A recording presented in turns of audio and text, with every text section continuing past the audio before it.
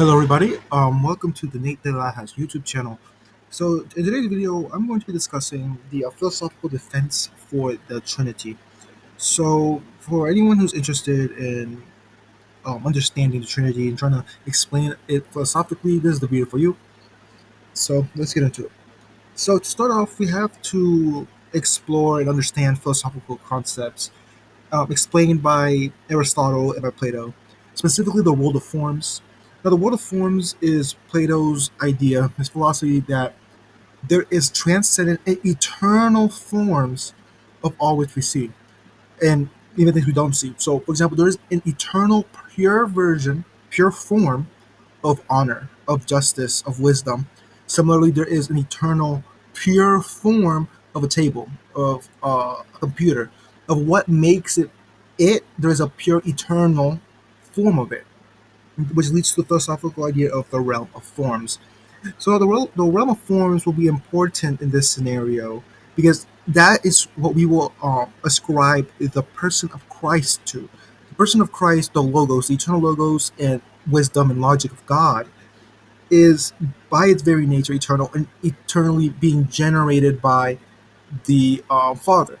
So this idea of the world of forms, obviously, it eternally generates the pure form of God's attributes, such as justice, power, and wisdom. These forms are not created because there was never a point in time of the generation of the forms. Similarly, how Christ is not they're created. There's no point in time or point in actuality or movement when the Son is brought forth. It's eternally being brought forth. So the unmoved mover, which is an idea in Aristotle's philosophy, which is the best form and argument for God's existence, the unmoved mover. The unmoved mover can be identified as the Father. So the unmoved mover must eternally generate the pure forms of his attributes because God cannot be all knowing, all wise, all just if those attributes are created or they're created at a point in time because then he won't be eternally just, eternally merciful, eternally wise. So these attributes end up, and it's the purest form of these attributes, because God only has the pure form of attributes, are eternally generated by the unmoved mover, aka the Father in this scenario.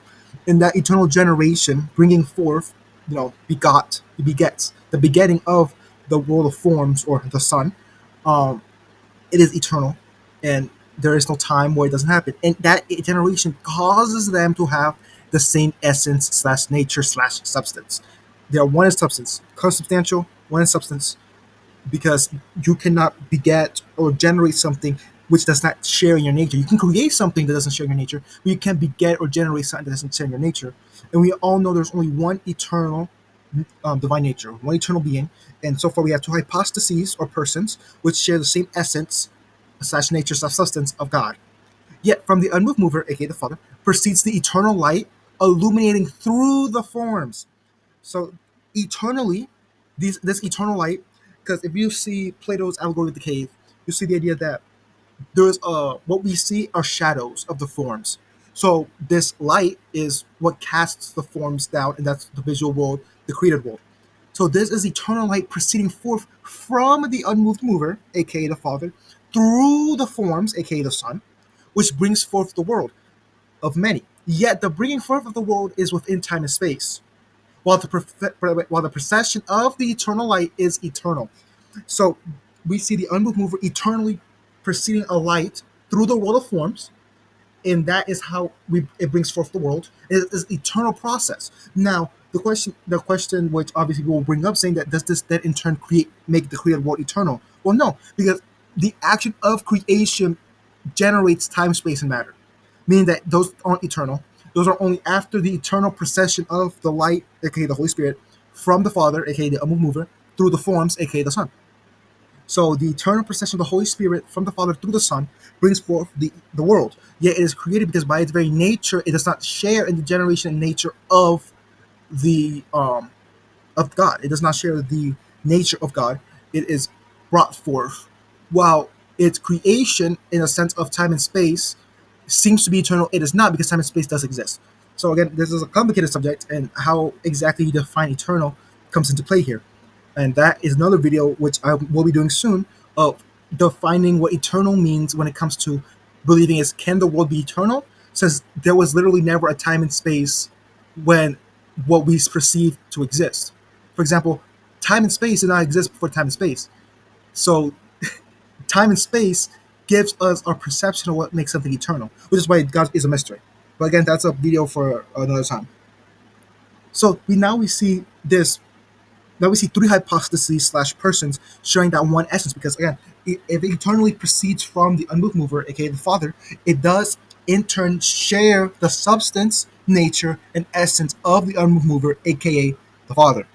So now we see three hypostases, three persons sharing that one divine nature, which is necessary because we cannot have multiple beings. It's very important. We cannot have two eternal beings because it does not logically make sense. It doesn't. It does not. It just doesn't. And this is brought to a point in the Quran. The Quran, while I do not hold to the Quran, it is blasphemous. It is a heretical text. Not even heresy, it's just sort of blasphemy. But it illustrates the point. And in the Quran, it says this: had there been in heaven or on earth any deities other than God, they would both be ruined. So what does this mean? If there were two beings with different wills that are both all powerful, all knowing, omnipresent, everything, they would be in contrast at any point in time because they have different wills. But we know that no, there could be three persons, yet these have to share one will and essence. It has to have the same essence because they have different essences. That means in turn there are different wills. So they have to share the same nature, same essence to have the same will. So again, this is explained again in the Quran, which again is heretical. I don't oppose to it. I don't hold to it. But again, it's important. It gets this part right. It gets that part right, and again, that's the only thing it gets right.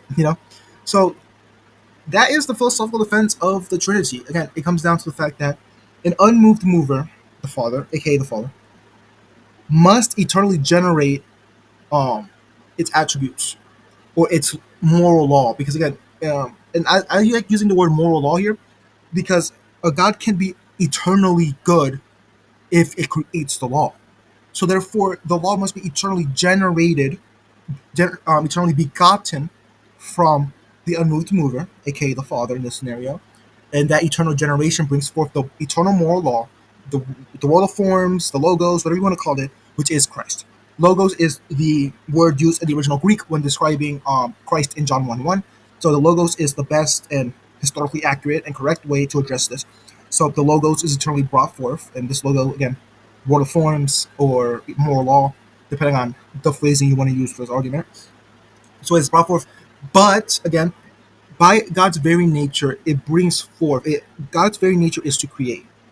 So it eternally brings forth a light, which is the Holy Spirit, proceeding from the unmoved mover through the world of forms. So the world of forms is the perfection of creation and is eternal.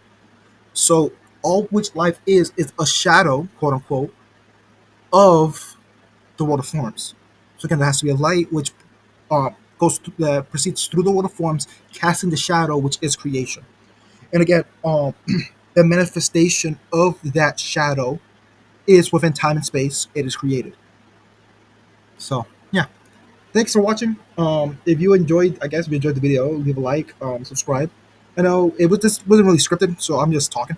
You probably tell there's a lot of pauses, a lot of because I'm not a professional like that. So yeah, like, subscribe. If you enjoy this type of content, I will be doing more philosophical defenses for Christian doctrines and Catholic doctrines in particular, such as transubstantiation and all of that. So yeah, hope you guys enjoyed this video. Like, subscribe, and well, see you in the next one.